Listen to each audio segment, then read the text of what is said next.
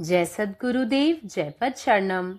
मेरे सद्गुरु की वाणी परम संत महात्मा यशपाल जी महाराज का प्रवृत्ति में निवृत्ति गृहस्थ धर्म के लिए श्रीमद् भगवद गीता का गीता सुधा भाष्य अध्याय 7 श्लोक 29। जरा मरण मोक्षाय मामाश्रित्य यतन्ति ये ते ब्रह्म तद्विदुः कृत्स्ना मध्यात्मं कर्म चाखिलम्। जो मेरे शरण होकर जरा और मरण से छूटने के लिए यत्न करते हैं, वे पुरुष उस ब्रह्म को, संपूर्ण अध्यात्म को, संपूर्ण कर्म को जानते हैं। जब तक जन्म से छुटकारा नहीं मिलता, तब तक वृद्धावस्था और मृत्यु से छुटकारा मिलना असंभव है। और जन्म से छुटकारा तभी मिलता है जब जीव अज्ञान जनित कर्म बंधन से सर्वदा मुक्त होकर भगवान को प्राप्त हो जाता है। भगवान की प्राप्ति सब कामनाओं का त्याग करके निश्चय के साथ भगवान का नित्य निरंतर भजन करने से ही होती है। और ऐसा भजन मनुष्यों से तभी होता है जब वह सद्गुरु, सत्संग और सतनाम का आश्रय लेकर पापों से छूट जाता है तथा आसुरी भावों का सर्वथा त्याग कर देता है। तब उसके हाथ वह पर ब्रह्म रूपी पका हुआ समूचा फल लगता है, जिसमें पूर्णता का रस लबालब भरा हुआ होता है। उस समय सारा संसार कृतकृत्यता की धन्यता से भर जाता है। आत्मज्ञान का गौरव पूर्णता को प्राप्त हो जाता है। निष्काम कर्म की अग्नि कर्म के फल एवं बीज को भस्म कर देती है। संकल्प विकल्प सर्वदा के लिए समाप्त हो जाते हैं और मन सुखी तथा शांत हो जाता है। हे भाई अर्जुन, जो अपने व्यवहार में मुझे ही अपनी पूंजी बनाता है, उसे इसी प्रकार के आत्मबोध का लाभ होता है। उसकी वृत्तियों की समावस्था के साथ ही साथ ब्रह्मलीनता बढ़ती जाती है, जब तक पूर्ण ब्रह्म को प्राप्त नहीं हो जाता। Those who strive ceaselessly to cleanse and purify their hearts of their wrong tendencies by taking refuge in me, not only gain the freedom from old age and death, but also realize in full that Brahman, the whole knowledge of self and all action. Birth, growth, disease, decay, and death are the great modifications that should come into the life of everyone or being. The attempt of a spiritual aspirant in his meditation upon the self is to get over all his identification with the realm of change. Such a true sadhak meditating upon the self comes to realize his identity and oneness with the conscious principle in him, the self. The self, that is Atman, is the eternal truth, which is the substratum for the whole universe. To realize the self is to become the Brahman, since the self in the individual is the one self everywhere. This non-duality of the truth is mentioned here when the Lord declares that those who meditate upon me come to know the Brahman. An ordinary man of the world, when reads and tries to understand Vedanta, is apt to come to the hasty conclusion that the realization of the Brahman is indeed a glorious achievement, but that it has nothing to do with life in the world thereafter. In short, it is the general misconception in Hinduism that the religious man must leave the world and retire to a secluded place, to live in a strange realm of his own, self-exiled from the destinies and joys, problems and achievements, failures and successes of the society in which he lives. This dire misconception has brought about more slur upon our culture than anything else.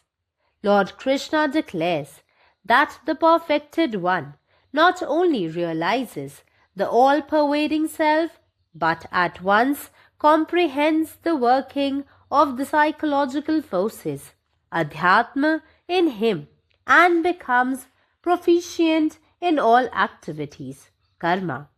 It is very well realized by all men of experience that he alone can really serve the world who has a full and complete knowledge of the psychology of the world, and along with selfless service has also a perfect control over his own mental life.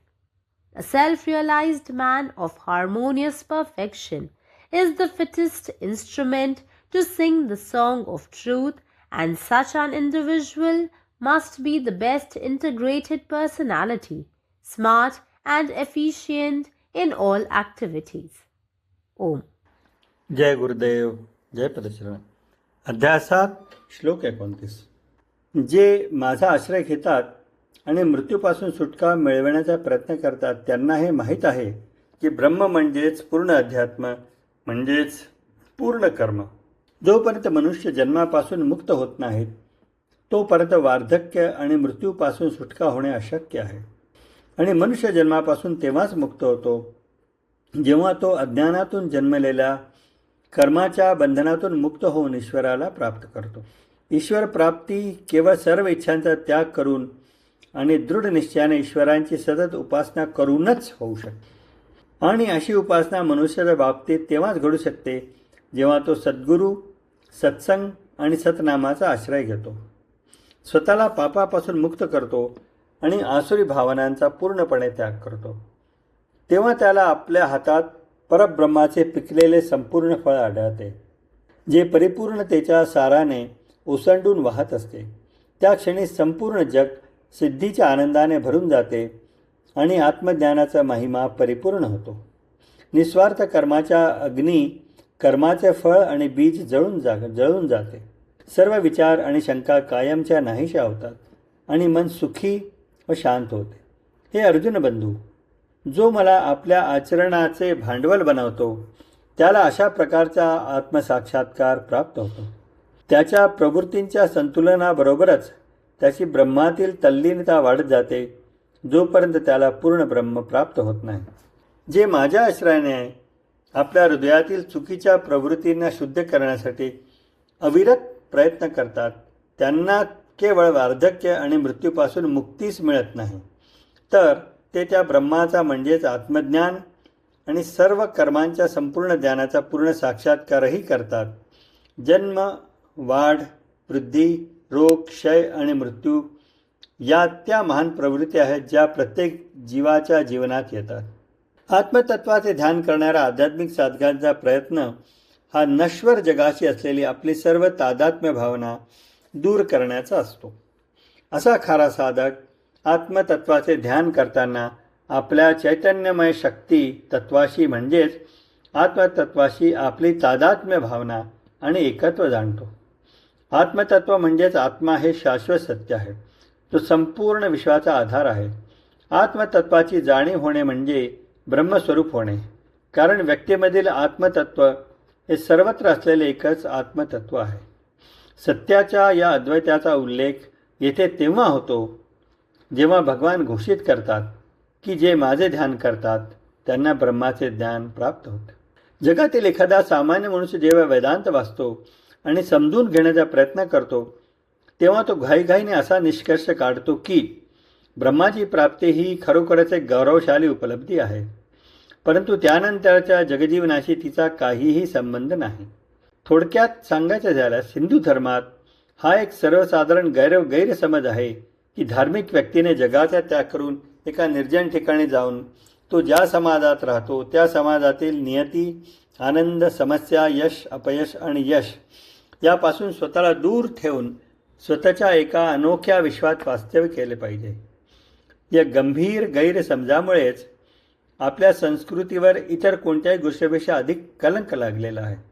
भगवान श्रीकृष्ण घोषित करतात की सिद्ध पुरुष केवळ सर्वव्यापी आत्म्याचा आत्मसाक्षात्कारच करत नाही, तर तो आपल्यातील मानसिक शक्तींचे आध्यात्मिक कार्यही तत्काळ समजून घेतो आणि सर्व कार्यांमध्ये कर्मपारंगत आणि कुशल होतो.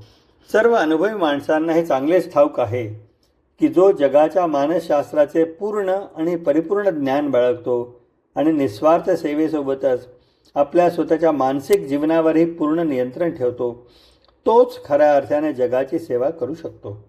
सुसंवादी परिपूर्णतेने आत्मसाक्षात्कार झालेला पुरुष हा सत्याचे गीत गाण्यासाठी सर्वात योग्य साधन आहे.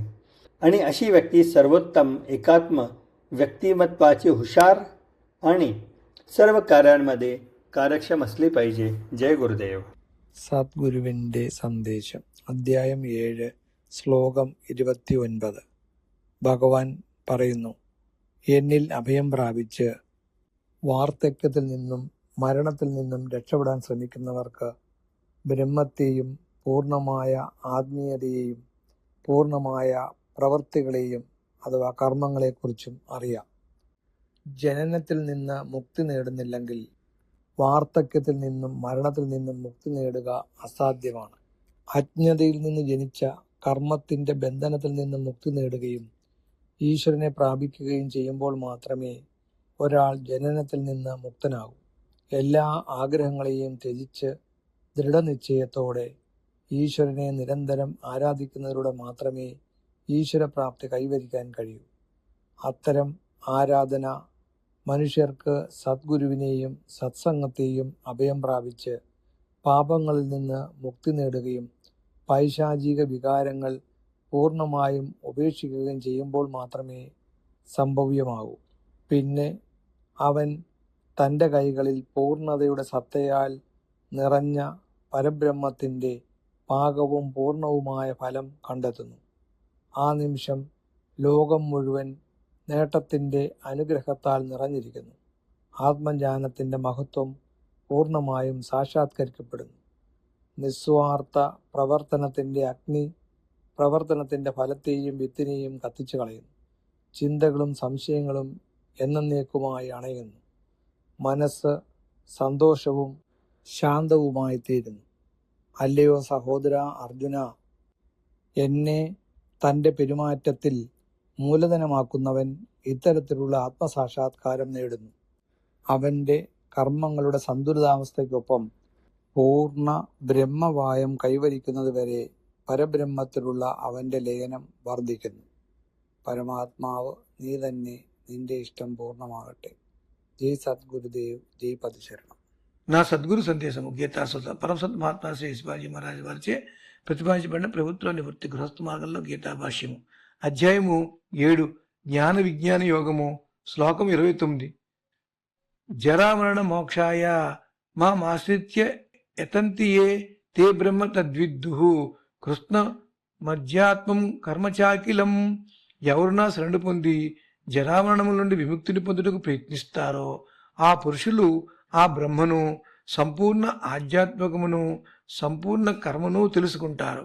ఎప్పటి వరకు జన్మ నుండి విముక్తి కలగదో అంతవరకు వృద్ధావస్థ మృత్యువు నుండి విముక్తి దొరుకుటకు అసంభవము. జీవుడు ఎప్పుడు అజ్ఞానజనిత కర్మబంధం నుండి శాశ్వత ముక్తిని పొంది భగవత్ప్రాప్తిని పొందినో అప్పుడే జన్మల నుండి విముక్తి లభిస్తుంది. సమస్త కోరికలను త్యజించి నిశ్చయముతో భగవానుని నిత్యము నిరంతరం పూజించినట్లయితే భగవత్ప్రాప్తి కలుగుతుంది.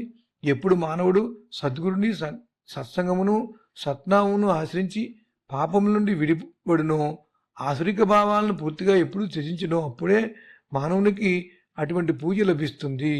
అప్పుడు అతని చేయి పూర్తిగా ఇబ్బడిముబ్బడిగా రసంతో నిండి ఉన్న ఆ పరబ్రహ్మ అనే బాగా పడిన ఫలాన్ని తాగుతుంది.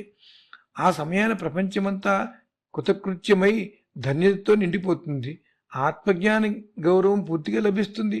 నిష్కామ కర్మాగ్ని కర్మఫలాన్ని మరియు బీజమును భస్మం గావిస్తుంది. సంకల్ప వికల్పములు శాశ్వతంగా సమసిపోతాయి.